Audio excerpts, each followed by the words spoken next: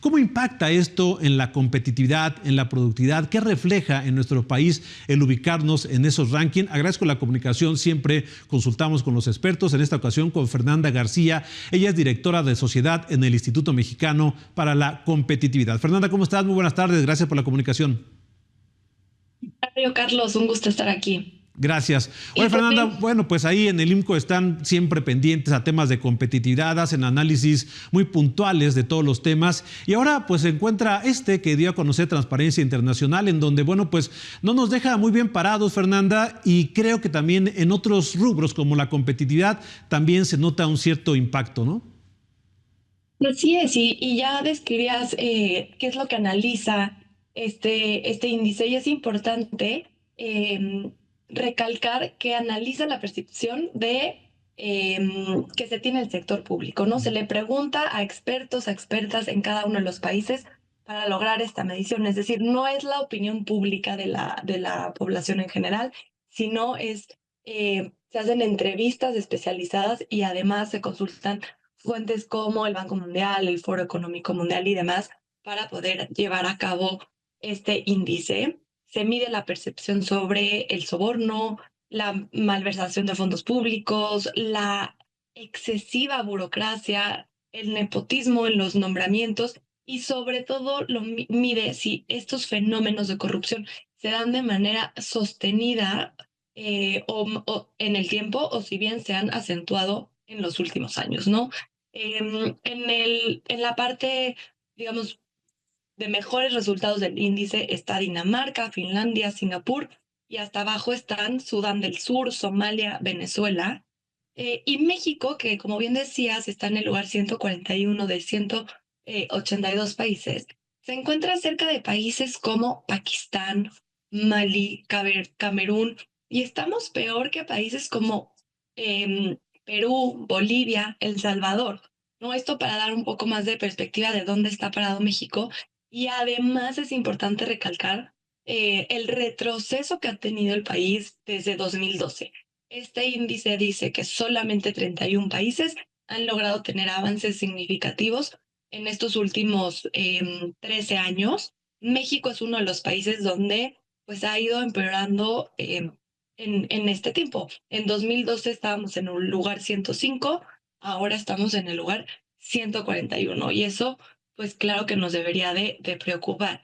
En cuanto a la competitividad y cómo afecta la corrupción, pues en hacer un país más atractivo para el talento y la inversión, sin duda vemos pues como escándalos que podemos ver, por ejemplo, el caso de Segalmex o el caso de Huachicol Fiscal, que ya son casos muy característicos de estos últimos años y pues tienen un impacto claro en la percepción de corrupción que existe en el gobierno, aunque la promesa de campaña eh, de la cuarta transformación ha sido que esto se va a eliminar, pues hemos visto que esto no es así.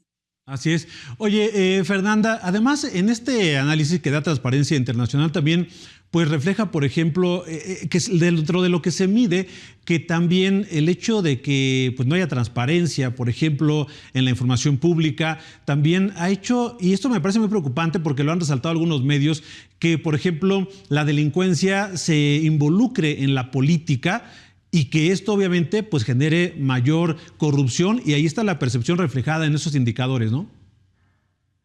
Sí, así es.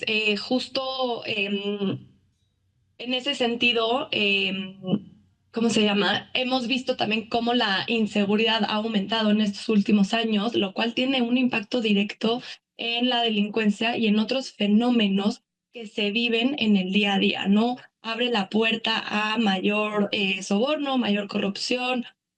Justo mencionabas el tema del contrapeso de otros poderes, ¿no? Se han debilitado en estos últimos años los contrapesos, los órganos autónomos desaparecieron pues en 2024, ¿no? Y se trasladaron ciertas funciones a otras instituciones que ya o sea, que ya existían, pero se perdió esta figura de 7 órganos autónomos. Y ese tipo de pues retrocesos han tenido un impacto en el lugar que ocupa México en este índice. Ahora, y por último, gracias de mucho esta charla. Siempre es importante pues ubicarnos, ¿no?, en cuanto a las políticas públicas que se implementan en el gobierno. Allá en el Instituto Mexicano por la Competitividad, pues hacen constantemente esos análisis y a veces se dice que tiene un impacto directamente la corrupción o la percepción en el crecimiento del país, en el desarrollo. Es más, hay datos específicos de lo que impacta en el Producto Interno Bruto. Es decir, también la corrupción afecta el crecimiento y el desarrollo, pero también el crecimiento económico, que de alguna manera lo necesitamos, tomando en cuenta los datos que tenemos, lo que se espera de 2025 y las estimaciones de crecimiento para este año. Necesitamos crecer, pero se entiende que la corrupción es un obstáculo para ello, ¿no? Sí es, y precisamente en el tema de los costos, pues la corrupción implica costos para los países.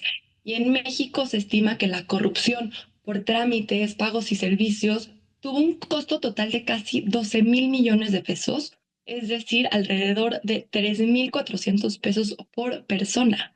Y pues también impacta en la interacción entre el Estado y la ciudadanía, porque la tasa de prevalencia de corrupción eh, sigue creciendo. Y por último, la corrupción también impacta la confianza y la legitimidad de las autoridades, ¿no? Ahí tenemos un dato a nivel estatal que 48% de la población confía en los gobiernos estatales, o sea, ni siquiera la mitad. Entonces, pues en ese sentido, el tema de cómo permea la corrupción y cómo impacta la competitividad de México en este caso, es, es, es algo que tenemos que traer a la conversación y sobre todo, como dices, qué hacer hacia adelante, cómo tener mayor acceso a transparencia, a rendición de cuentas en un país donde ya no tenemos contrapesos en ese sentido, ¿no? Ya no tenemos el INAI, por ejemplo. Entonces, ¿qué está pasando en esa erosión de instituciones?